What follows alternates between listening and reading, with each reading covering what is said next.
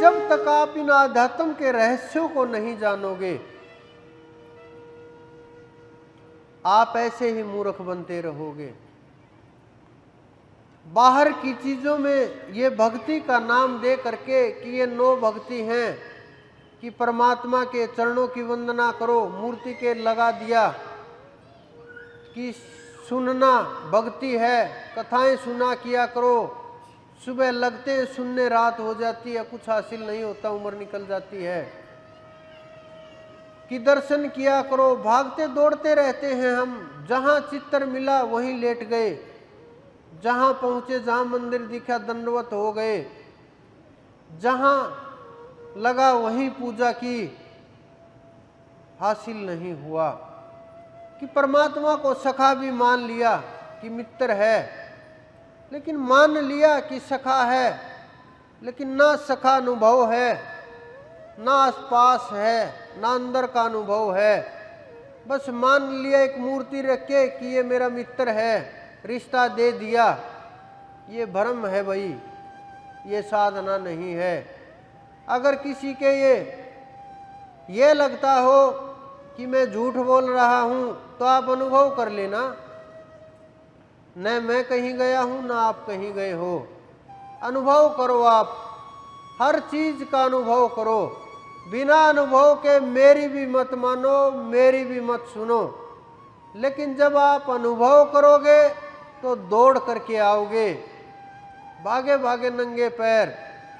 आपको पता चलेगा साधना क्या ताकत है, आपको पता चलेगा सुमरण क्या होता है, आपको पता चलेगा अनुभव क्या है, आपको पता चलेगा कि अंदर में जो ताकत है, जो सार है, वो कैसे प्राप्त होता है। जो संत होते हैं उन्हें कोई रोक नहीं सकता, ना बोलने से, ना अनुभव से, ना अनुभव कराने से कोई रोक सकता है।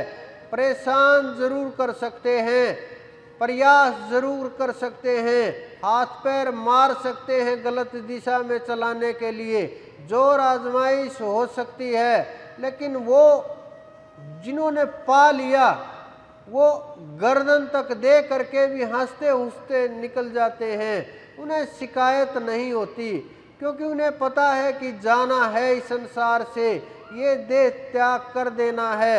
वो चढ़ाई हो गई है, वो समय आ जाता है, क्योंकि जीते जी जो चले गए, जिन्होंने पा लिया इस शरीर के अंदर ही, उन्होंने समर्पण कर दिया, उनमें भेद नहीं रहता, एक तत्व हो जाते हैं, बीच के सारे भेद समाप्त हो जाते हैं, सारी की सारी वस्तुएं हट जाती हैं। और गुरु भी तभी तक रहता है जब तक आगे बढ़ करके एकाकार नहीं हो जाता।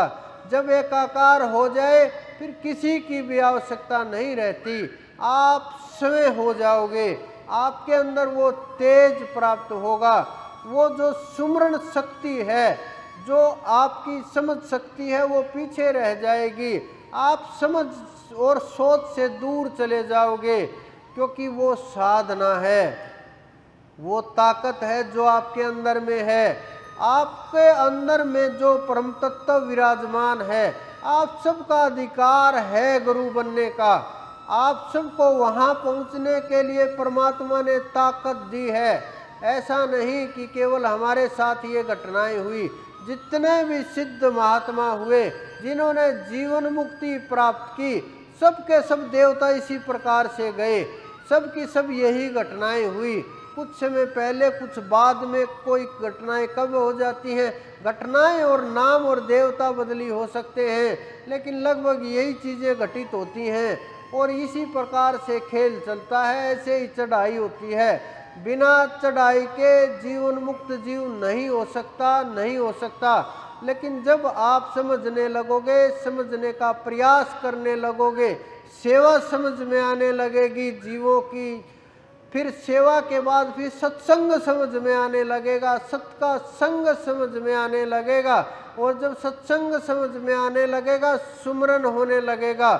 जब सुमरन होने लगेगा फिर धीरे धीरे श्वासों के अंदर नाम की सुगंध जागने लगेगी, नाम की सुगंध जागेगी, फिर समाधि लग जाएगी। ना चाहते हुए भी समाधि लग जाएगी। ध्यान कोई ऐसी घटना नहीं कि जबरदस्ती लगाया जा सके, पकड़ करके रखा जा सके। ध्यान वो घटना है जो अपने आप घटित हो जाती है, वो कभी भी घटित हो जाती है, आज भी घटित हो सकती है, 5 साल भी लग सकते हैं, 10 साल भी लग सकते हैं। तो ध्यान वो घटना है जो अपने आप घटित होगी, लेकिन उसके लिए आपको पात्र बनना पड़ेगा, तैयार होना पड़ेगा, साधना करनी पड़ेगी। ये नहीं कि हम घूमते रहें, संसार में भटकते रहें, फंसे रहें इधर उधर सांसारिक वस्तुओं के अंदर, सांसारिक पदार्थों के अंदर, विषय वासनाओं के अंदर, और सोचें ध्यान घट जाएगा।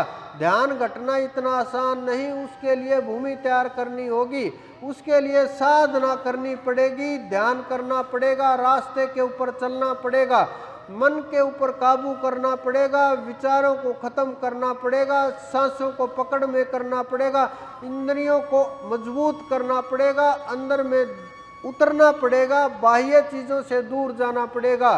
भ्रम और ब्रह्म में ज्यादा भेद नहीं होता, लेकिन भ्रम को तोड़ करके फेंकना पड़ेगा।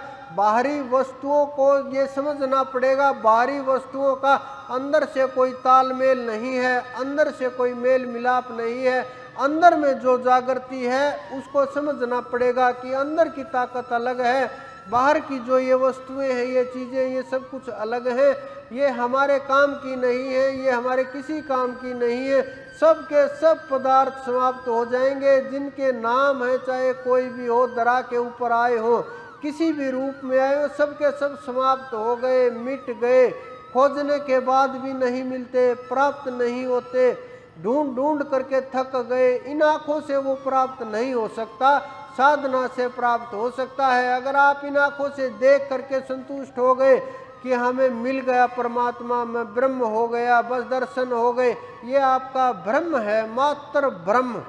इसको तोड़ करके आप ब्रह्म की तरफ बढ़ो, साधना की तरफ बढ़ो, ज्ञान की तरफ बढ़ो, परम तत्व की तरफ बढ़ो। लेकिन यहाँ तो आलसी इतने लोग हैं, मैं बोलता हूँ साधना करो, वो बोलते हैं जी आप ही कर दो। मैं बोलता हूँ कुछ भी हो, बैठा करो, 2 घंटे कम से कम लगाओ, 1 घंटा 12 मिनट से शुरू करो, 2-3 घंटे तक साधना करो, 1 बार नहीं तो होती 2 बार करो, 3 बार करो, लेकिन साधना करो, सांसों के साथ करो। बोलते हैं जी हमारे से तो नहीं हो रहा, 4 दिन हो गए बैठते हुए। इनको 4 दिन में ब्रह्म चाहिए कि मन नहीं रुक रहा। मैंने कहा कहाँ जाता है कि पता नहीं, कि बच्चों में जाता होगा, कि हाँ बच्चों में भी जाता है। कि क्या हुआ, बैठते क्यों नहीं, कि जी बस 1-2 काम चल रहा है। मैंने कहा काम तो बाहर चल रहा होगा, साधना में भी क्या काम चला रहे हो?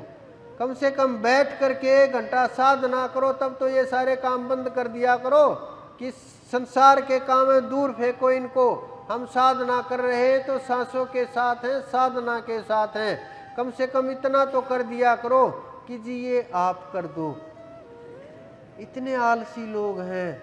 मैं बोलता हूँ नाम रटो, बाकी का काम जो ये कर्म आपके ऊपर प्रभाव कर रहा है। कुछ लोग सोचते हैं, मैं बोलता हूँ राम रटो, राम रटो, बार बार बोलता हूँ कि राम रटो।